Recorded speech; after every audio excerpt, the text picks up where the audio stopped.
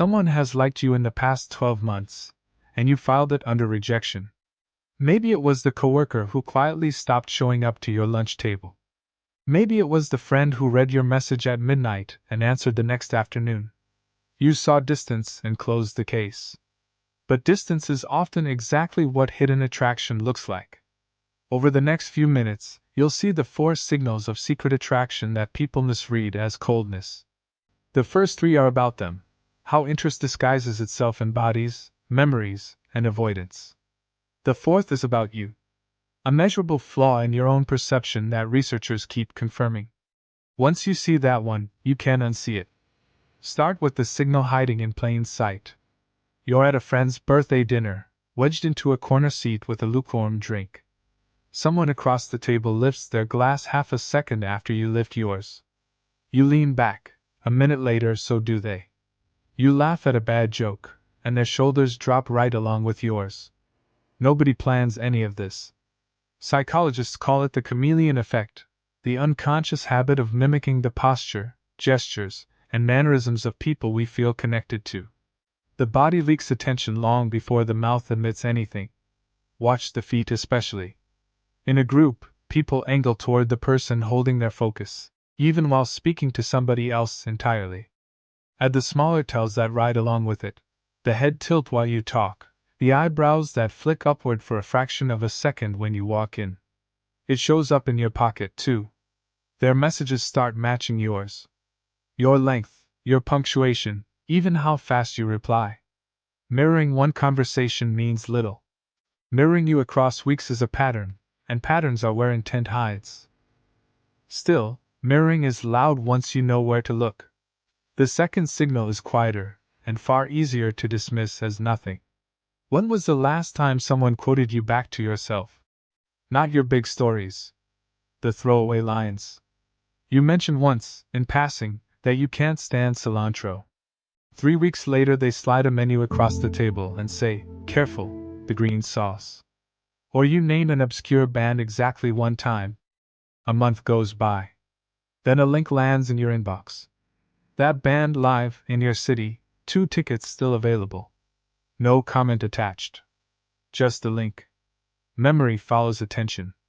Researchers describe this as depth of processing. Information we engage with deeply gets stored far more durably than information we merely skim. And nobody deeply processes small talk from someone they're indifferent to. If a person keeps your details, some part of their mind already decided you were worth the storage space. That kind of memory never announces itself, which is precisely why it slips past uncounted. Warm so far. The third signal feels like ice, and that is why you keep misreading it. Think of the one person in your circle who's easy with everyone except you. Their jokes get shorter when you join the group. They study their phone the moment you sit down. They watch every story you post within minutes, yet never once react. At the end of the night, they hug the whole room goodbye and somehow miss you. That pattern reads as dislike. Often it's the opposite.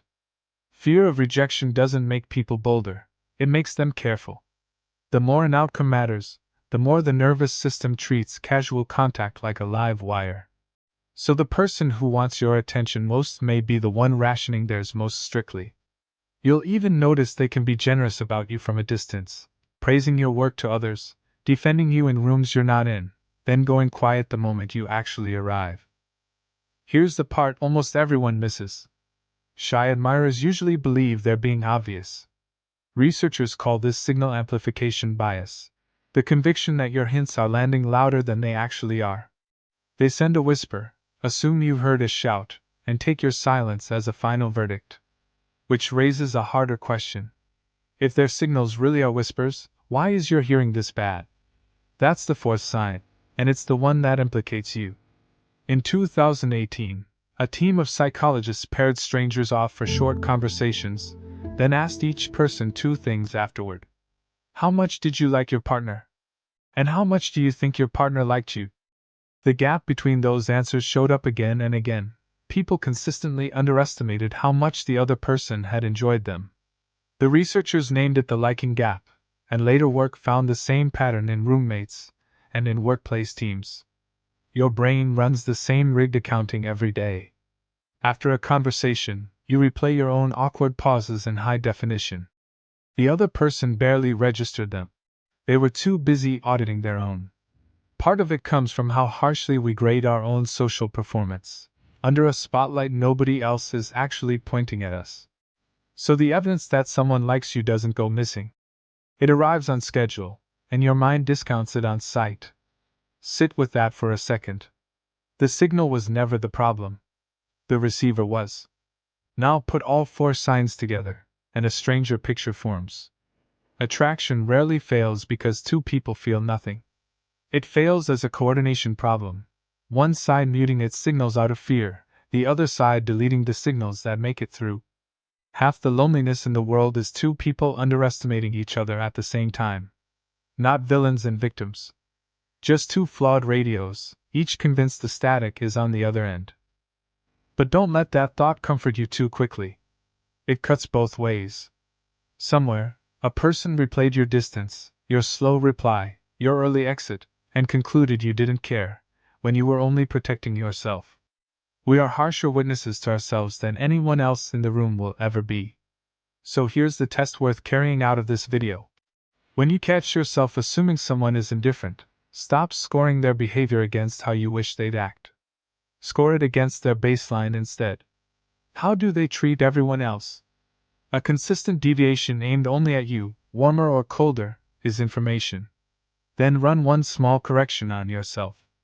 After your next good conversation, assume the other person enjoyed it slightly more than you think they did. The research says that adjustment moves you closer to the truth, not further from it. Which brings us back to where we started. The coworker who stopped showing up to your lunch table. The friend who read your midnight message and waited until afternoon. You filed both under rejection without a hearing. Maybe the file was accurate. Or maybe one of them was rationing something that mattered too much to spend carelessly. Before you go, I want an honest answer in the comments. Whose distance have you been reading as rejection? And after everything you just heard, are you still certain? People hide their signals from you. Your own mind hides them too. If you want to keep learning to read both, stay close for the next breakdown. The pattern we cover there is the one people deny the hardest.